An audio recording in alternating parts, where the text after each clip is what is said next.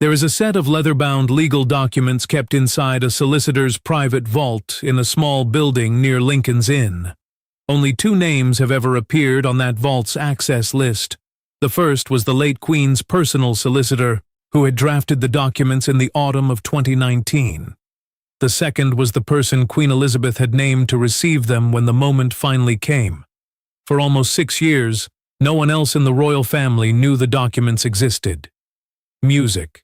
Not Charles, not Camilla, not Anne, not William. This week, the solicitor sent a single quiet letter to Kensington Palace. The letter asked for a private meeting, and it named the second person on the access list. Prince William walked into the solicitor's office on a Wednesday morning. William came alone, without any aide, without any household car, and without any member of his private staff aware of where he was going.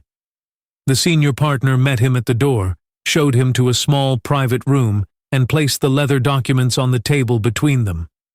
William read the first page. William read the second. William read the third.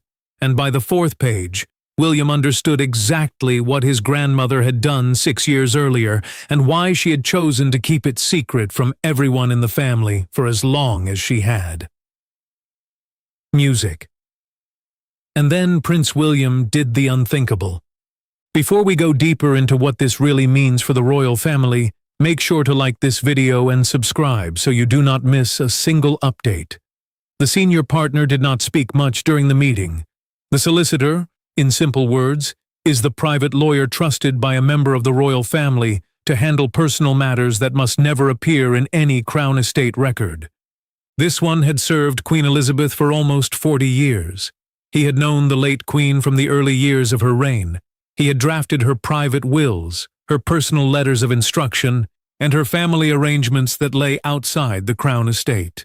And in September 2019, he had drafted the single set of documents now sitting on the table in front of her grandson. William sat in silence for almost 20 minutes after he had finished reading. The prince did not speak. William did not ask a question. William only looked at the documents, then out the small window of the private room, then back at the documents. Music. The senior partner sat quietly across from him, waiting, letting William take the time he needed. When William finally spoke, the prince asked only one question. William asked whether anyone else in the family had known about the trust's existence during the 6 years it had been sealed. The solicitor answered honestly. The solicitor said no. Only Queen Elizabeth had known. Only one witness had known. And now, only William. William left the solicitor's office at 11 o'clock. The prince did not return directly to Kensington Palace. William drove instead to a small, quiet park in central London and walked for almost an hour without speaking to anyone. Music. William needed the time. What his grandmother had done had shifted the shape of the future in a way William had not been prepared for. And William needed to understand what he was going to do with the information before he told anyone else in the family. William told Catherine that same evening. The prince closed the door of their private sitting room, sat down beside her on the small sofa, and spoke slowly. Catherine listened without interrupting. The princess did not react immediately. When William finished, Catherine only asked one question. Catherine asked whether William believed his grandmother had made the right decision. William thought carefully, and then William said yes. Catherine nodded once. Music. The princess did not offer advice. Catherine only rested her hand on William's arm and told him that whatever he decided to do next, she would support him. That was all she said. And that was all William needed to hear. William traveled to Clarence's house the following morning. The prince had asked his father's private office for a small private meeting, without aides, without any recording, and without any household staff present in the corridor outside. Charles agreed immediately. When William walked into the study, the king was already at his desk. William closed the door behind him. William sat down in the chair across from his father. William placed a single sealed envelope on the desk, containing the summary of the trust documents that the solicitor had prepared. William said only one sentence. William said, "Grandmother left something you need to see." Charles opened the envelope slowly. The king read the summary. Charles did not react at first. The monarch simply read and read again, and then set the paper down on the desk. Charles closed his eyes for a long moment, and then Charles said very quietly, 4 words that told William his father understood everything. Charles said, "She thought of everything." Music. William did not respond. The prince only nodded once, and in that shared silence, at a small desk at Clarence's house on a Thursday morning, a father and a son quietly accepted a decision that neither of them had made, and that neither of them had the power to change. Anne was told about the trust that same afternoon. The Princess Royal did not react immediately. Anne only asked whether Queen Elizabeth had told anyone in the family at the time. William said no. Anne asked whether the late Queen had told her personal secretary. William said only the one witness. Anne closed her eyes for a moment. Music. The Princess Royal had spent her whole life understanding her mother, and she had always suspected that Queen Elizabeth's private wishes ran deeper than anyone in the family had realized. Now, Anne had proof, and the proof did not surprise her. It only confirmed what she had known in her heart for many years. Camilla was told last. Charles told her himself, in the private sitting room at Clarence's house on Friday morning. The king did not begin with the documents. Charles began with a simple sentence. Charles said, "My mother made a decision in 2019 that we did not know about." Camilla did not speak for a long moment. The queen consort set down her cup. She folded her hands in her lap, and she waited. Music. Charles told her the shape of the decision, gently, without any drama, and without any legal detail beyond what Camilla needed to know. Camilla listened without interrupting. When Charles finished, the queen consort did not react. She only closed her eyes for a moment, and then opened them and asked one question. Camilla asked whether the decision had been directed at her personally. Charles said no. But to understand why Queen Elizabeth had made the decision in the first place, the story had to be pulled backward to a quiet afternoon at Windsor Castle in September 2019, in a private study where the late Queen had summoned her solicitor without telling a single member of her family that she had done so. The decision had been made at Windsor Castle on a warm afternoon in September 2019. According to a documented household account later filed by the late Queen's personal secretary, Queen Elizabeth had asked for a small private meeting, without aides, without any household staff present in the corridor outside the study, and with the door closed for the duration. The Queen had summoned her solicitor from London that morning. She had not told her private secretary why. She had not told her ladies-in-waiting. She had not told any member of her family. When the solicitor arrived, Queen Elizabeth had welcomed him into her private study, closed the door, and asked him to sit down. Queen Elizabeth had watched Camilla carefully for many years. The monarch had accepted her son's marriage. Queen Elizabeth had approved the public role. Queen Elizabeth had, in her own way, made peace with the choices Charles had made. But Queen Elizabeth had also carried, quietly, a very specific view about what should happen to the family's private items after her death. And that view had nothing to do with Camilla personally. It had to do with the shape of the family line. Music, the private items, the personal residences, the personal jewelry, the personal art, the private family letters, the small collection of Diana's personal effects that had remained under royal roofs, were, in Queen Elizabeth's private view, meant to pass through blood. They were not meant to pass through the marriages that surrounded that blood, and Queen Elizabeth had decided quietly to make sure they never would. The solicitor spent almost the entire afternoon at Windsor.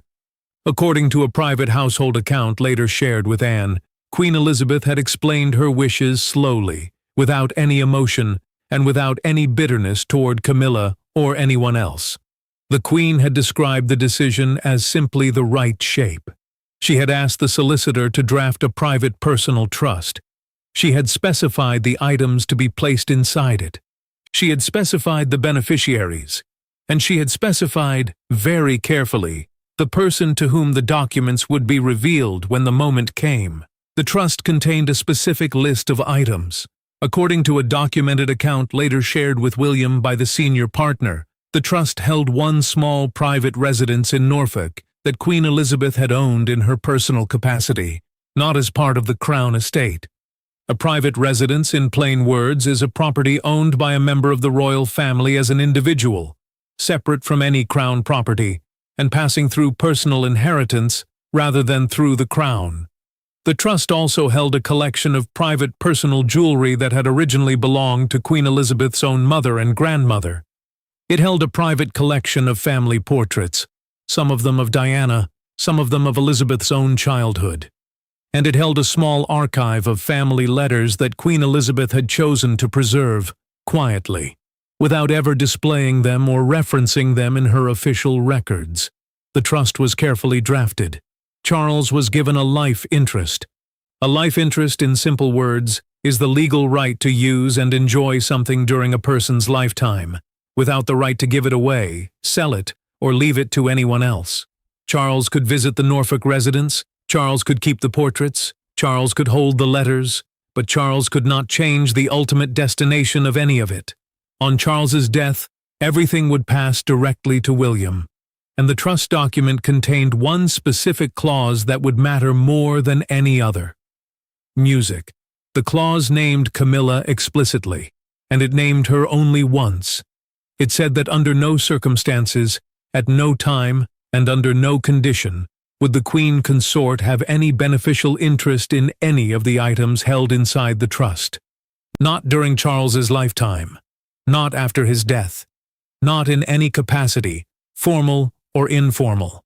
The clause was calm, it was legal, it was final. The trust was witnessed by only two people. Queen Elizabeth's solicitor was the first.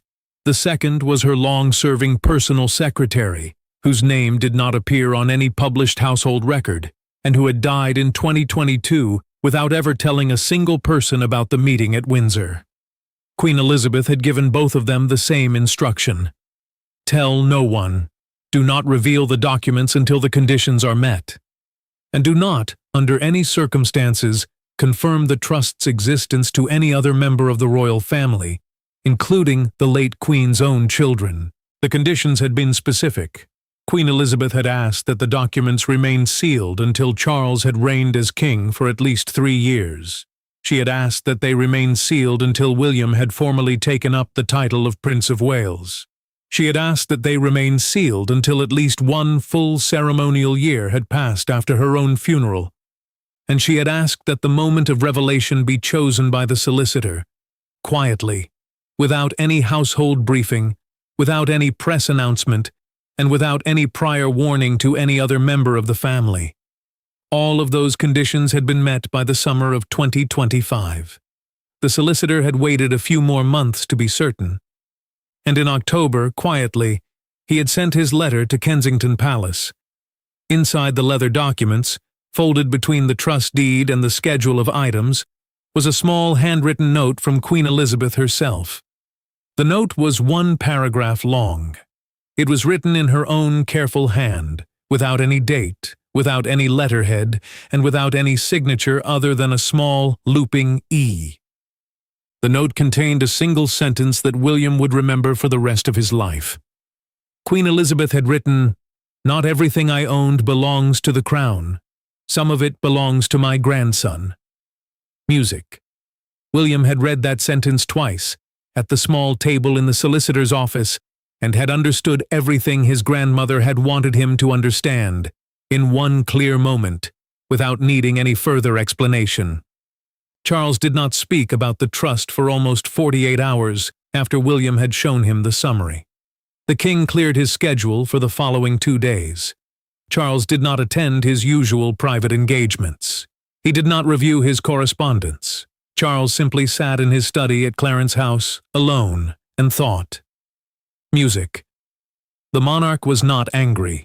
Charles was not hurt. He was instead quiet in a way that his aides had not seen since the week Queen Elizabeth had died. Charles understood slowly that his mother had been thinking about the shape of the family for many more years than he had ever realized. And Charles understood, more painfully, that his mother had made a decision he could not overturn, could not modify, and could not soften. It could only be honored. Anne came to Clarence's house on the second day. The Princess Royal did not knock. Anne simply walked into her brother's study, closed the door, and sat down across from him. Charles did not need to explain. Anne had already been briefed. The Princess Royal spoke plainly. Anne said that their mother had known exactly what she was doing, and that any attempt to work around the trust would be a betrayal of a wish Queen Elizabeth had thought about for years. Music. Charles did not disagree. The king only asked one question. Charles asked whether Anne believed Camilla would be able to accept the decision. Anne considered carefully. And then Anne said, "She will if we let her keep her dignity." Charles nodded once, and that single sentence became the shape of everything that followed. Camilla did not react publicly after Charles told her.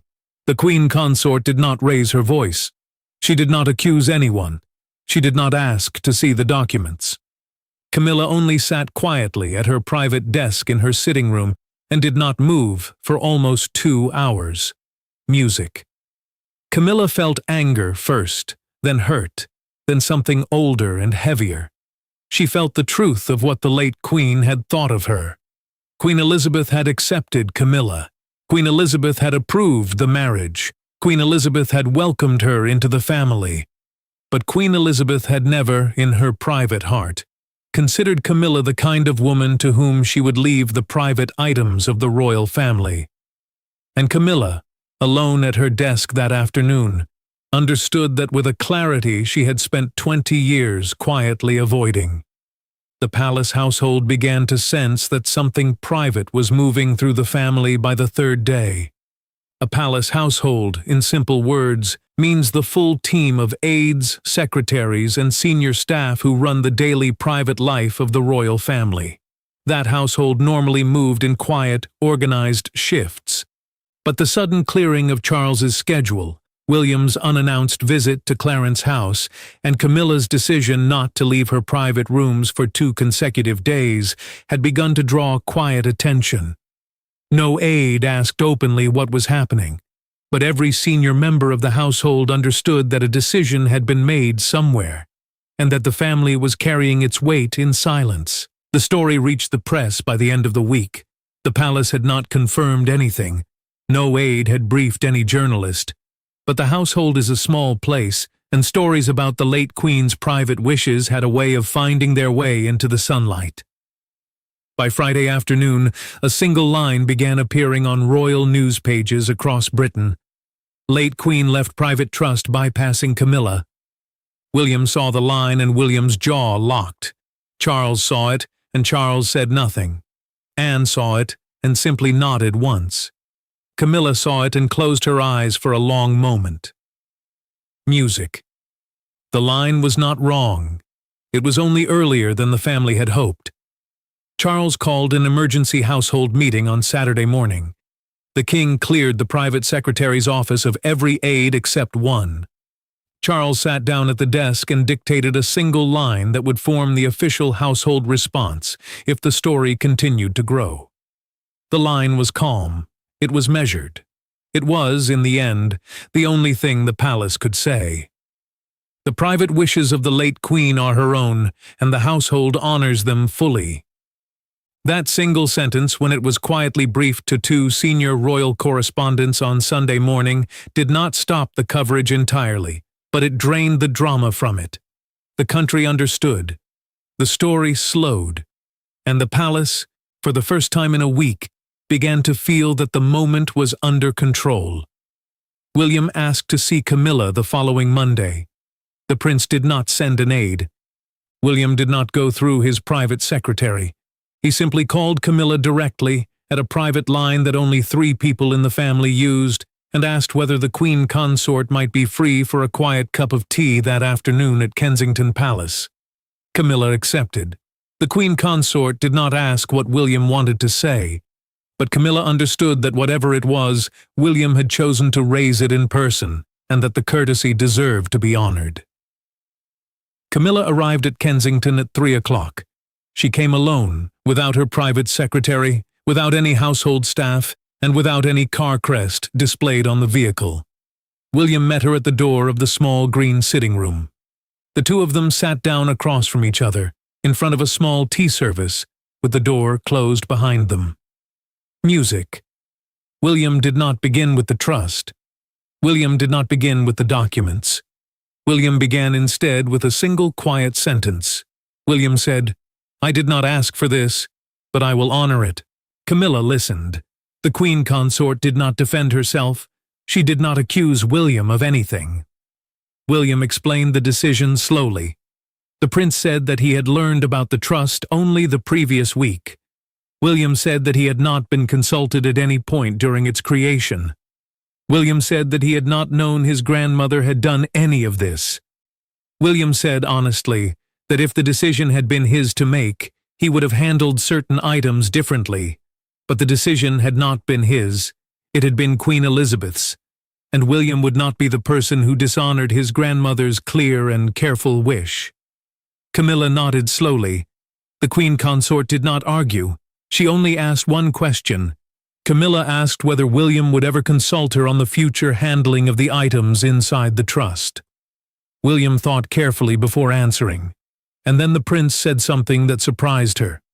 William said that although he had no legal obligation to consult her, and although the trust gave him full and final authority, he would nevertheless choose to consult her on any private decision involving items of historical significance.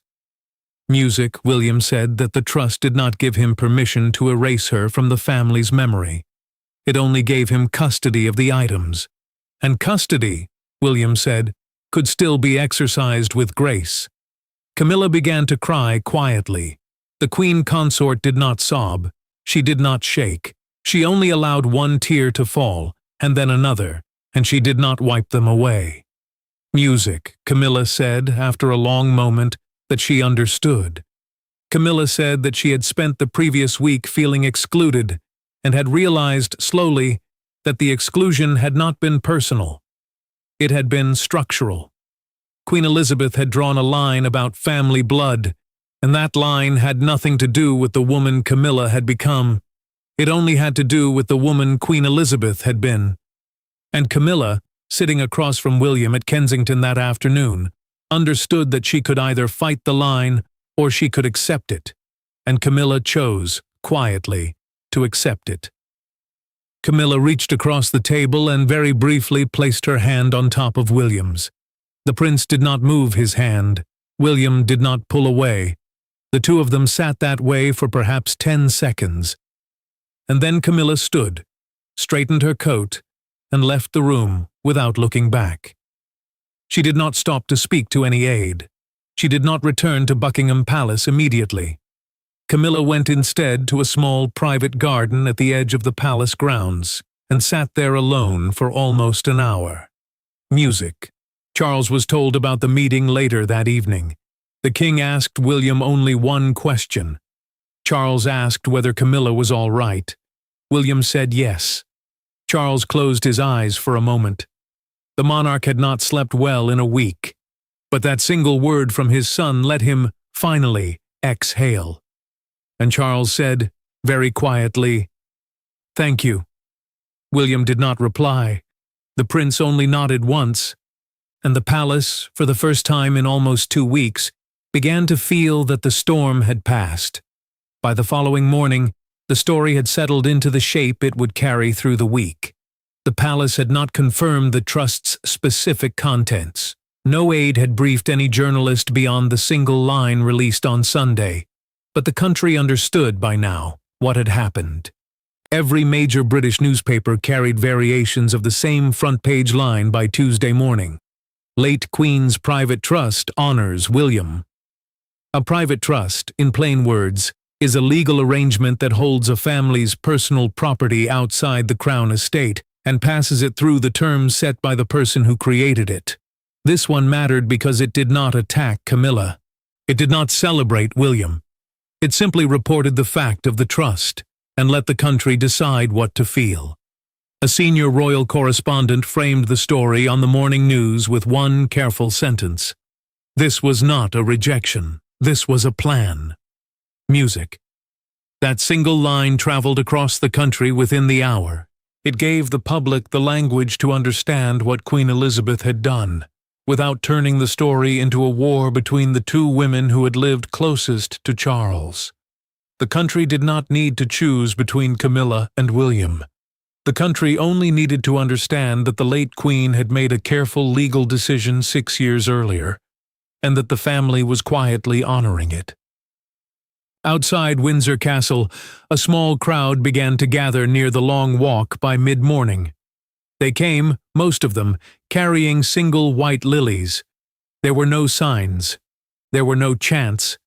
There was only the quiet placing of flowers along the grass near the Long Walk gates. Windsor mattered because it had been Queen Elizabeth's most beloved home, and the lilies on the grass carried a meaning older than the day's news. A woman standing near the gates spoke to a national broadcaster with one simple line. She said that the late Queen had always known what she was doing, and that the trust would have been in her mind for many years. The broadcaster did not add commentary. It let the sentence stand. Music. Public sentiment moved gently. The country did not celebrate. The country did not argue. The country only seemed to feel, quietly, that something Queen Elizabeth had planned had finally come to pass, and that the family had accepted it with grace. Catherine kept her scheduled engagement at a children's hospice in the afternoon and spoke briefly about the importance of family arrangements made in the quiet years. Catherine did not mention the trust. Catherine did not mention Camilla. Catherine only spoke about the way that older generations plan carefully so that younger ones do not have to. That short message was noticed, and it defined the public mood for the rest of the day. Camilla did not appear in public. The Queen Consort remained at Clarence House, and her office released no statement of any kind. That silence, which might have looked like defeat a week earlier, looked like grace on this particular afternoon. Camilla had accepted the trust quietly. The public noticed that too. Music. Anne released a short line through her private office. The Princess Royal said only that her mother's private wishes had been made known, and that the family honored them fully. That sentence did not mention William. It did not mention Camilla. It did not mention the trust. But it defined the entire day for the palace. And it gave the country permission to accept the story as an act of quiet planning rather than an act of family drama. Music. The palace confirmed a small institutional change on the third day. Going forward, all items held inside the late Queen's private trust would be formally recorded on a separate household inventory, kept under William's direct authority, and reviewed once every 3 years by William, Anne, and the senior solicitor together. A household inventory, in plain terms, is an internal palace list of items whose ownership and provenance must be preserved with care. This one mattered because it did not just close a legal decision. It gave that decision a home inside the household record, where it could be honored quietly, forever. Charles signed the small protocol document alone in his study at Clarence House. The king did not call William. Charles did not call Camilla. Charles simply signed the paper, placed it in the household record, and closed the drawer gently. Music. The monarch did not feel loss. Charles felt only the quiet weight of accepting a decision his mother had made long before she died. And Charles understood, sitting alone at his father's old desk, that some estates are structured not to reward one person and punish another, but to make sure that the family's private history passes through the people who share its blood. And in the case of Queen Elizabeth, that had always been William. It had never, in her private heart, been anyone else. William took formal custody of the trust's inventory on the 5th day. The prince did not visit the Norfolk residence. William did not move any of the portraits. William did not open the archive of family letters.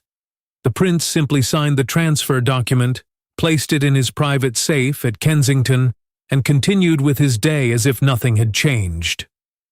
Music. Because in one sense, Nothing had. William had always known, in the quiet way that grandchildren know these things, that his grandmother would have wanted him to be the one who carried the family's private history forward. Now the wanting had become the doing. Camilla appeared in public 2 weeks later. The Queen Consort attended a small charity event at St. James's Palace, wearing no jewelry that had ever belonged to the late Queen, and carrying herself with the same quiet dignity she had shown throughout the previous fortnight. Camilla did not mention the trust. Camilla did not mention William. Camilla only smiled gently, greeted the guests, and did what she had always done best in her royal role. She was present, and her presence, on that particular afternoon, said everything the palace needed the country to hear. The palace did not celebrate. The palace did not explain. The palace only continued. The trust had been revealed. Camilla had accepted it. William had received it. Charles had honored it. And beside all of it, standing quietly in a solicitor's vault near Lincoln's Inn, was the truth the family had spent 6 years not knowing. Queen Elizabeth had planned. The planning had been careful, patient, and deliberate. Not everything the late Queen had owned belonged to the crown. Some of it belonged to her grandson. William had received it. Camilla had accepted it. And Britain, for one quiet fortnight, had watched a royal family remember that the private things must always pass through the people who carry the family's name into the future. Thanks for watching. Please don't forget to like and subscribe, and we will see you in the next video.